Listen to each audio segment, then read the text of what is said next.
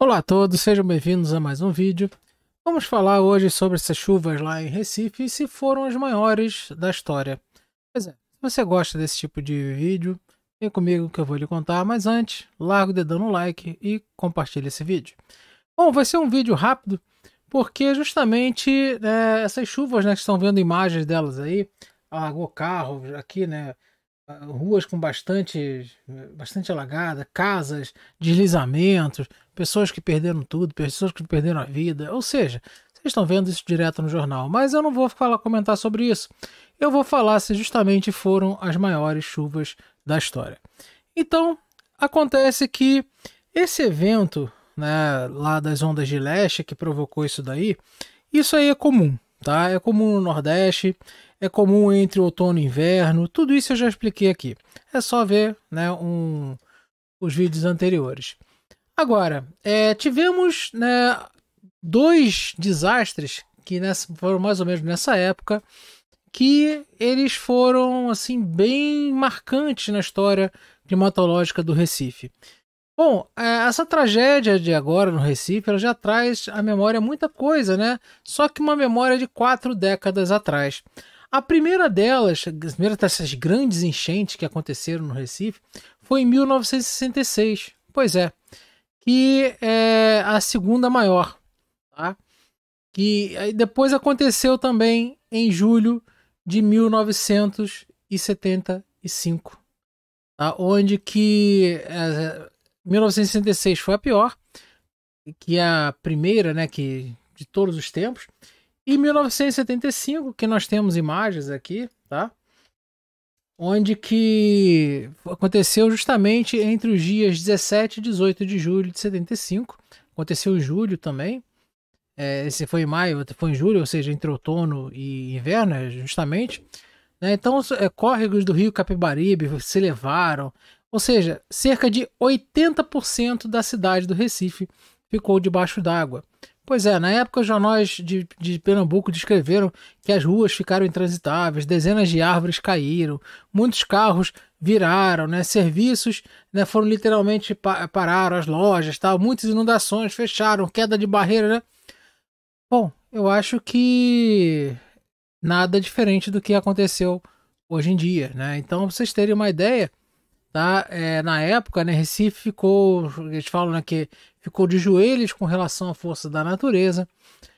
Descreveu na época o Jornal do Comércio, foram 31 bairros e 370 ruas atingidas, né, pelo transbordamento do rio Capibaribe.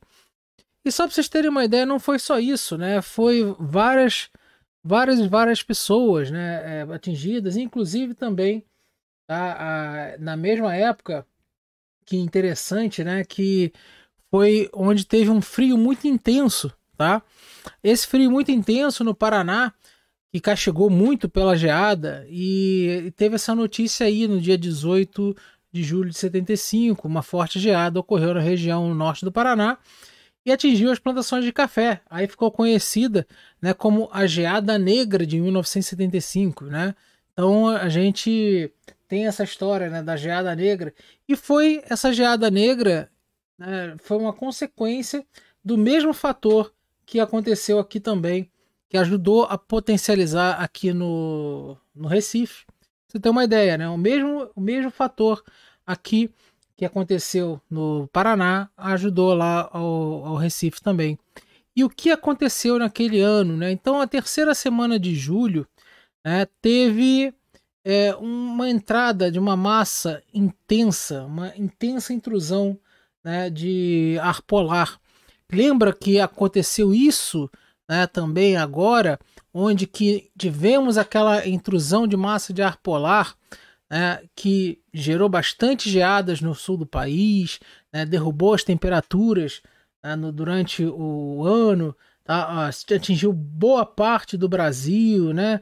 Lembra, eu falei disso aqui, eu falei as notícias que ia cruzar ia chegar até o hemisfério norte, tal, pegando, causada por um ciclone, né? Um ciclone que ajudou a impulsionar. Então, isso aqui foi em 1975. Parece exatamente as notícias que eu dei há poucos dias atrás, né? Que está aqui representado do lado, né? Então, ou seja, o Brasil enfrentou, então, né, naquela época, uma das maiores intrusões polares da década, que nessa trajetória, que ela foi uma trajetória mais continental, pelo interior da América do Sul, que rendeu também, literalmente, expressões, né, Poço dos Andes, né, que atingiu um ar muito gelado, né, uma coisa muito gelada. Então, Brasília chegou a menos 1,4 de temperatura e tal. Então acontece que essa inclusão de ar gelado provocou essas maiores geadas da história. Inclusive no sul da Amazônia também teve geada. No Brasil Central, a mesma coisa que teve hoje, agora, né? Trouxe, né, um episódio de neve, né, para o sul do Brasil. Tudo que teve agora, né? Só que ali foi em julho, agora foi em maio, né? Então só para vocês terem essa ideia que aconteceu antes e aconteceu de novo. E no Nordeste do Brasil, enquanto essa intensa frente fria avançava, tá, no dia 17, se via uma vigorosa onda de leste atuando na região. Então, as primeiras chuvas quando chegaram no Nordeste, eu expliquei, as primeiras foram causadas por uma frente fria junto com a onda de leste. Depois, o centro de baixa pressão, o que ele fez? Ele deslocou o anticiclone que fica aqui no oceano, e a anticiclone ajudou a fortalecer as nebulosidades aqui, né, por causa também da onda de leste. Eu expliquei tudo isso para vocês e foi o que aconteceu aqui nesse ano.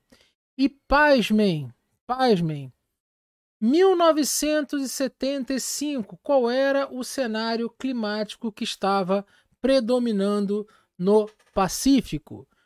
O mesmo cenário climático global que favoreceu agora o frio excepcionalmente grande, tá? Também na parte do Brasil, parte sul do Brasil, parte no centro-oeste, também no sudeste, né? Enchentes históricas no Recife, e assim agora como em 2022, o Pacífico estava com o fenômeno Laninha instalado. Pois é, estava com Laninha instalado. E era de menos 1,1, tá? Era de menos 1,1 graus Celsius, tá, de temperatura no trimestre de junho, julho, agosto. Desses valores tão baixos assim, tá, o inverno somente observado depois disso em 88 e em 99, sendo que 1,1, tá, que foi em julho, nós tivemos 1,2 agora em maio. É o mesmo cenário meteorológico. Laninha, um frio excessivo na Antártica, soltou aquele frio, gerou o ciclone que ajudou a impulsionar o ar frio, jogou o ar frio lá para cima, teve a onda de leste com bastante força, que jogou essa umidade aqui, né, a temperatura do mar acima da média fortaleceu as ondas de leste, que favoreceu tanto em 1975 quanto agora. Então o fenômeno Laninha ele é conhecido, né, por favorecer essas poderosas ondas de ar frio no Brasil, tanto quando isso se prorroga, né, outono e inverno, tá? Ela vai trazer poderosas ondas de frio e até mesmo ondas de frios históricas. Então vamos ver, né, porque já assolaram o país e deram durante a atuação desse fenômeno, e também, né, excessos de chuva no norte e nordeste, principalmente, tá? Enquanto nós tivermos o Laninha ativo, que há uma grande chance de continuar ativo até mesmo o inverno, isso daí ainda pode acontecer outras vezes, como aconteceu em 1966, como aconteceu em 1975, foi a mesma coisa que aconteceu agora em 2022. Pasmem, durma com um barulho desse.